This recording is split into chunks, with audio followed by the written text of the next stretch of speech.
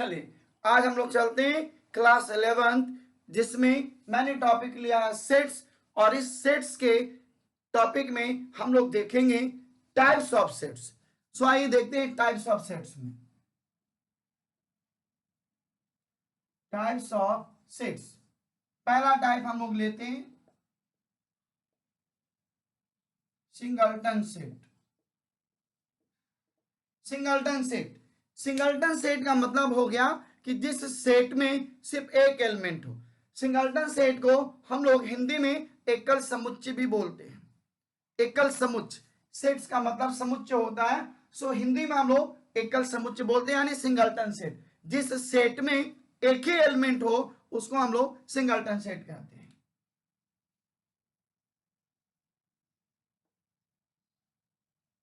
One and only one element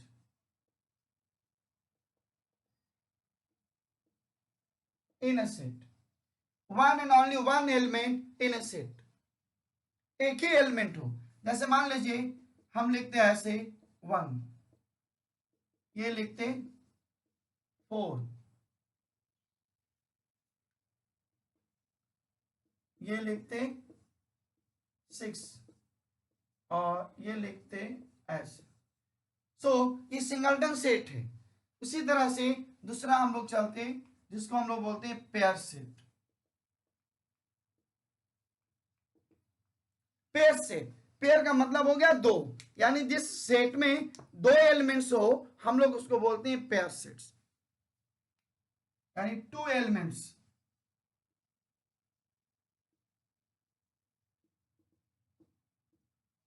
in a set, two elements in a set, so उसको हम लोग बोलते हैं पेयर सेट। अब देखिए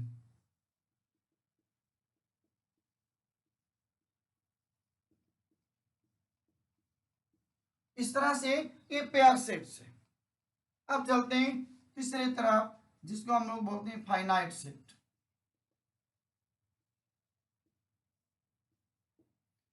देखिए फाइनाइट सेट का मतलब हो गया कार्डिनल नंबर से जिस सेट में एलिमेंट्स की काउंटिंग पॉसिबल है, गिनती किया जा सकता है, वो कार्डिनल हो गया। ये कार्डिनल नंबर जिसमें गिनती किया जा सकता है फाइनाइट सेट हो गया, और जिसमें गिनती नहीं किया जाएगा वो हो जाएगा इनफाइनाइट सेट। सो ये हमारा हो गया फाइनाइट सेट। इसका मतलब है the number of elements must be countable, यानी cardinal number.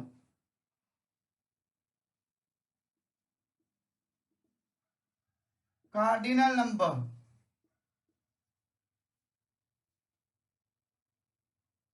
Cardinal number is possible. जैसे हम लिखते a equals 135, so number of a equals 5 हो गया। इसको हम लोग बोलेंगे फाइनाइट सेट। उसी तरह से मान लीजिए लिखते हैं b 4 6 8 10, so number of b this equals 4, ये हो गया नंबर ऑफ a 3। सो हम लोग देख रहे हैं कि कार्डिनल नंबर यानी सेट ए में काउंटिंग है 3 एलिमेंट्स है, और बी में 4 एलिमेंट्स है। So this part is called finite set, यानी फाइनाइट सेट में हम लोग एलिमेंट्स को काउंटिंग कर सकते हैं। अब देखिए इनफाइनाइट सेट।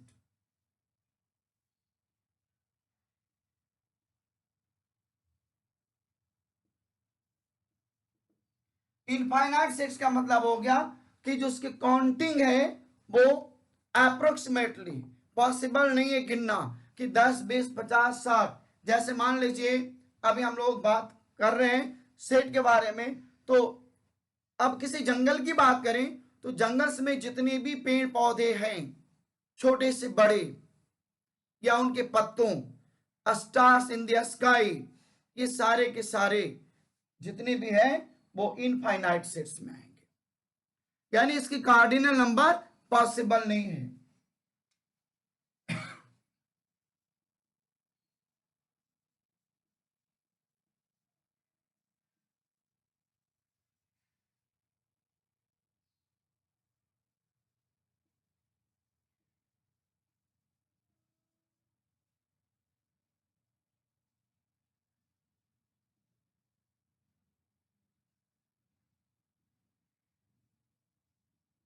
देखिए एक such that x is a small sand particle of river Ganga.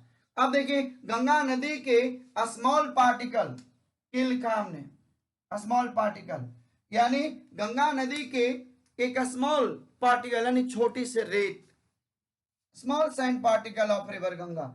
ये जो हम लोगों ने लिखा इसकी गिनती नहीं किया जा सकता है, कार्डिनल नंबर इसके पॉसिबल नहीं है। सो इसी तरह के जो सेट्स होंगे जिसको हम लोग इनफाइनाइट सेट बोलते हैं। अब चलिए आगे चलते हैं। अब इसके बाद देखिए आता है नल सेट या एम्प्टी सेट। देखिए नल सेट, अब ये नल सेट क्या है देखते हैं, बहुत इंपॉर्टेंट चीज।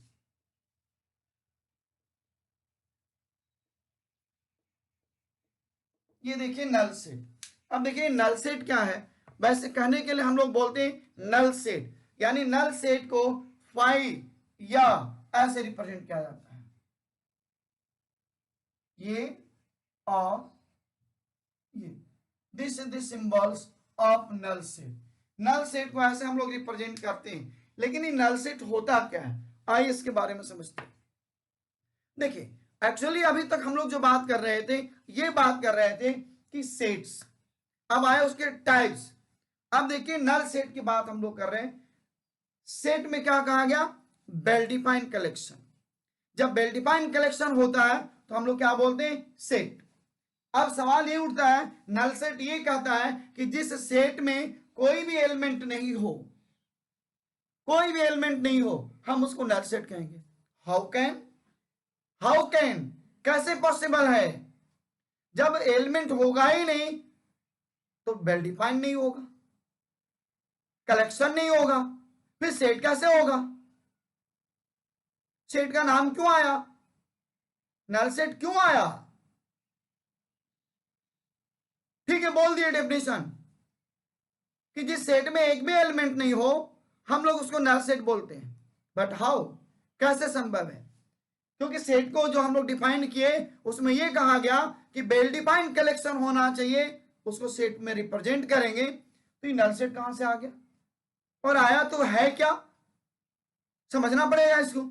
सिर्फ ये बोल देने से कि जिस सेट में एक भी एलिमेंट नहीं है वो नल सेट हो जाएगा, क्या ये तर्कसंगत है, सही है।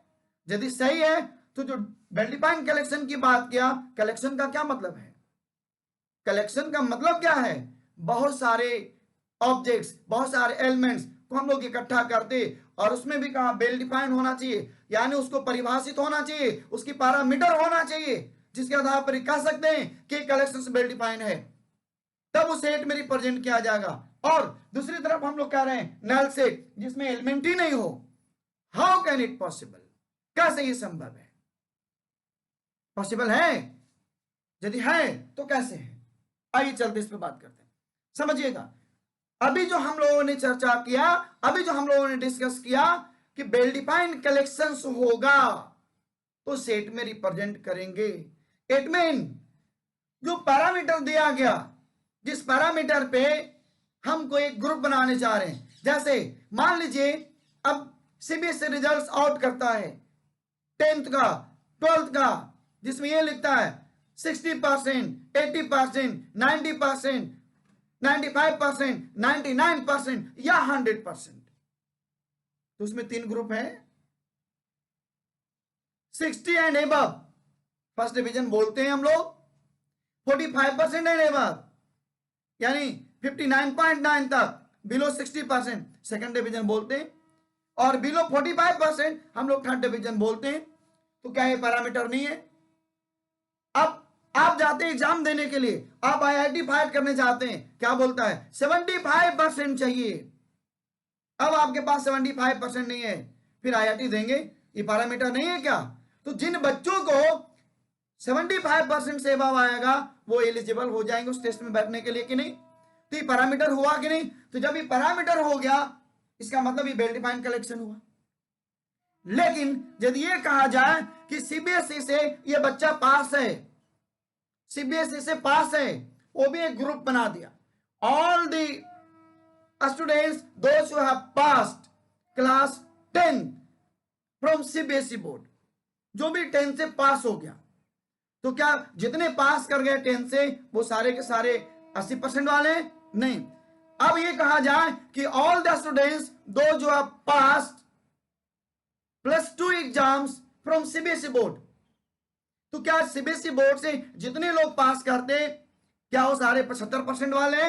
नहीं। तो यदि ये कहा जाए कि 75% वाले आईआईटी फाइट कर सकता है तो वो अलग वेल डिफाइंड कलेक्शन हुआ, लेकिन जिसको 60% रिजल्ट आया क्या वो सीबीएसई पास नहीं है? लेकिन उस कानून के हिसाब से जो 75% है वो यदि आईआईटी फाइट नहीं कर सकता है, इसका मतलब ये थोड़ी है कि वो फेल हो गया।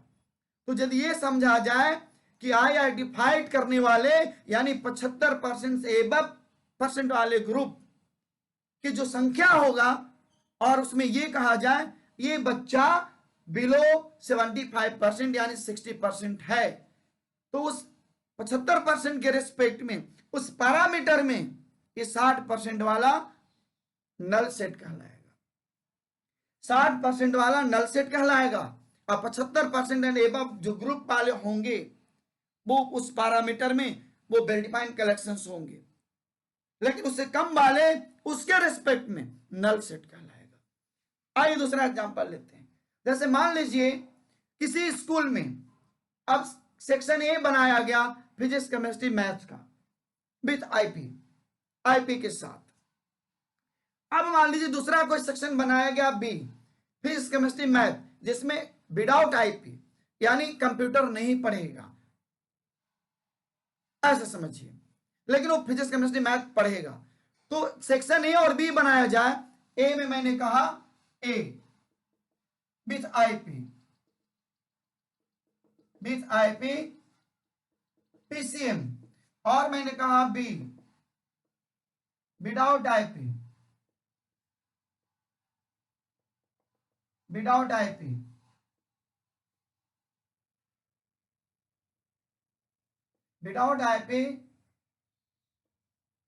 ए भी हो गया पीसीएम, दोनों पीसीएम है, ए भी पीसीएम है और बी भी पीसीएम है, लेकिन बी में विदाउट आईपी है, ये कंप्यूटर नहीं पढ़ेंगे, आईपी नहीं पढ़ेंगे, लेकिन ए में आईपी पढ़ेंगे।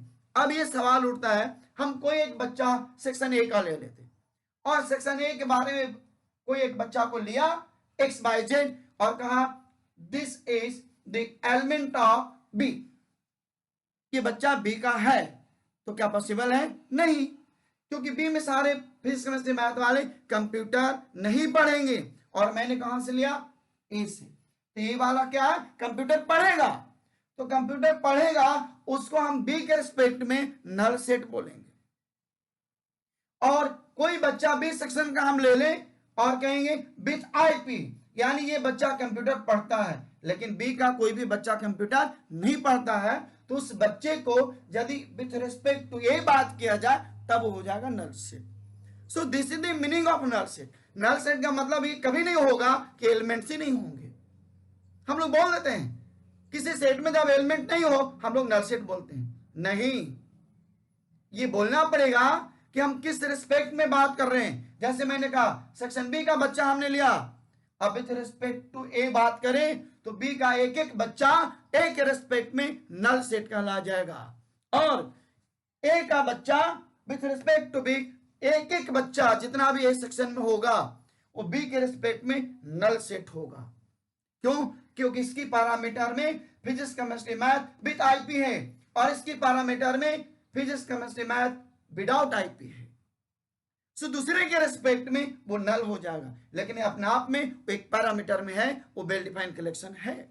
सो this is the meaning of null set, ऐसे समझना पड़ेगा। आइए और भी एग्जांपल लेते हैं। देखिए नल सेट के लिए, नल सेट अपने आप में बहुत इंपॉर्टेंट है, समझना पड़ेगा। सिर्फ ये कह देने से कि एलिमेंट्स नहीं होगा नल सेट हो गया, ये तर्क संगत कहीं भी नहीं है। देखिए और एग्जांपल हम ऐसे लेते हैं, x such that x belongs to natural number where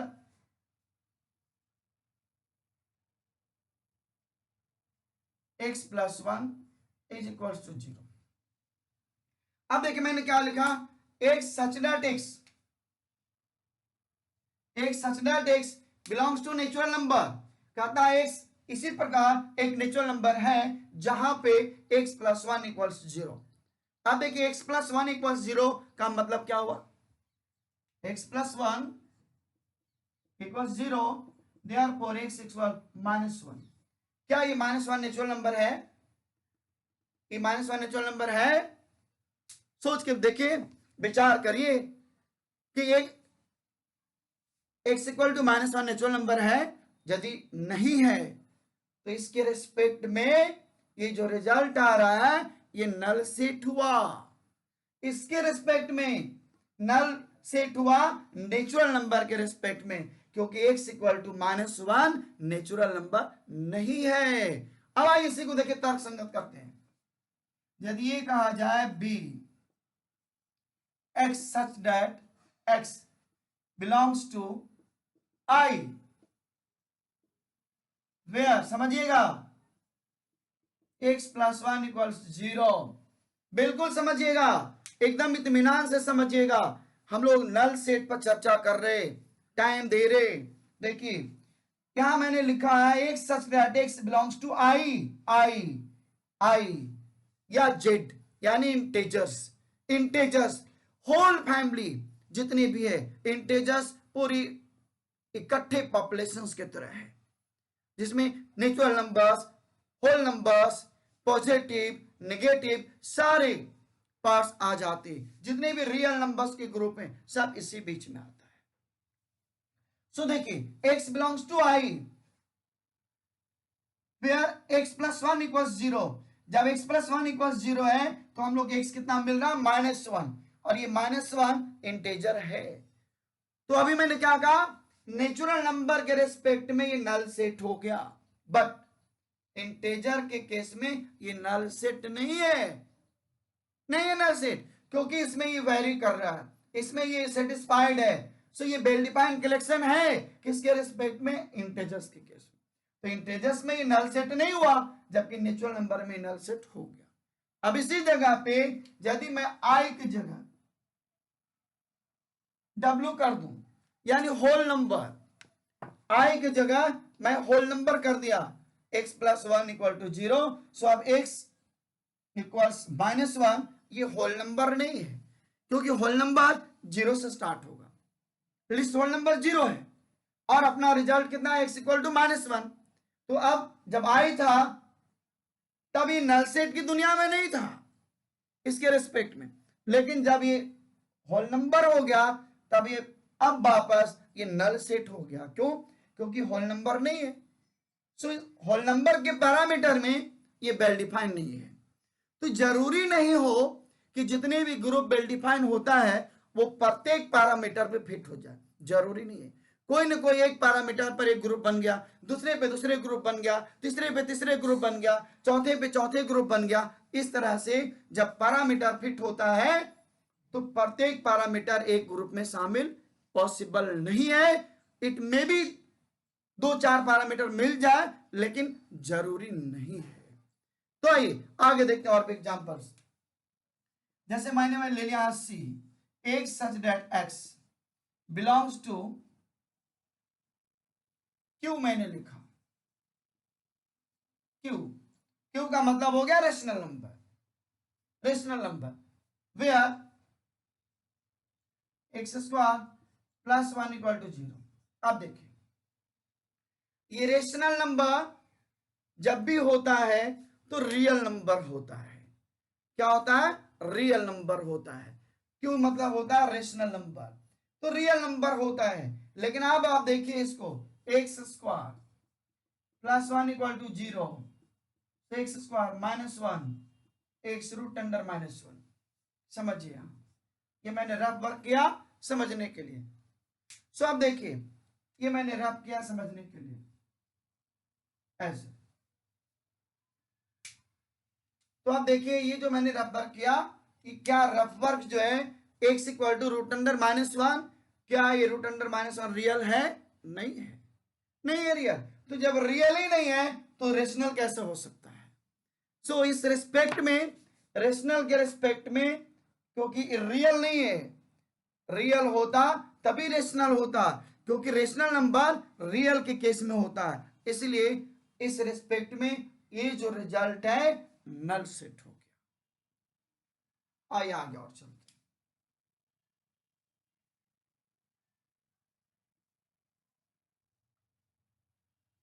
x such that x belongs to I,